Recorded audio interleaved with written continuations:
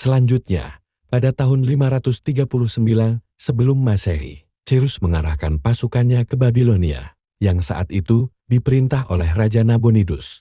Rakyat Babilonia sudah tidak puas dengan pemerintahan Nabonidus yang dianggap menelantarkan agama mereka. Cyrus menggunakan strategi cerdik dengan menyebarkan propaganda bahwa ia adalah penyelamat mereka. Ketika pasukannya memasuki Babilonia, mereka hampir tidak menemui perlawanan. Cyrus diterima sebagai pahlawan dan mengeluarkan dekret Cyrus yang membebaskan orang-orang Yahudi dari pengasingan dan mengizinkan mereka kembali ke Yerusalem untuk membangun kembali kuil mereka. Tempat pemerintahan Cyrus, toleransi dan administrasi. Cyrus dikenal sebagai penguasa yang adil dan penuh toleransi. Ia menerapkan sistem pemerintahan yang menghormati budaya, agama, dan tradisi setiap daerah yang ditaklukkannya. Beberapa pencapaiannya dalam pemerintahan antara lain Dekret Cyrus, salah satu dokumen hak asasi manusia tertua di dunia, yang membebaskan budak dan memberikan kebebasan beragama. Administrasi terpusat,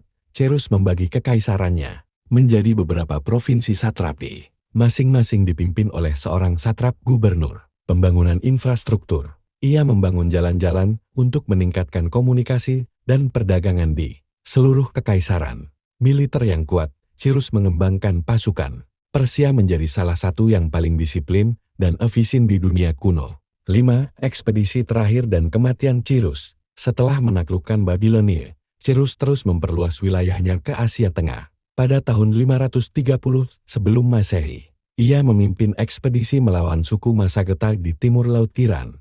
Masagetai adalah suku nomaden yang dipimpin oleh Ratu Tomiris. Cyrus awalnya mencoba menipu mereka dengan menawarkan pernikahan kepada Tomiris, tetapi sang ratu menolak. Dalam pertempuran yang terjadi, pasukan Persia berhasil membunuh putra Tomiris. Marah dan ingin membalas dendam, Tomiris mengumpulkan pasukannya dan menyerang Persia dalam pertempuran besar. Cyrus akhirnya gugur dalam pertempuran ini. Menurut legenda, Tomiris memerintahkan agar kepala Cyrus dipenggal dan dicelupkan ke dalam bejana berisi darah sebagai balasan atas kematian putranya. 6. Warisan Cyrus yang agung. Setelah kematian Cyrus, putranya Cambises kedua naik tahta dan melanjutkan ekspansi Kekaisaran Persia dengan menaklukkan Mesir.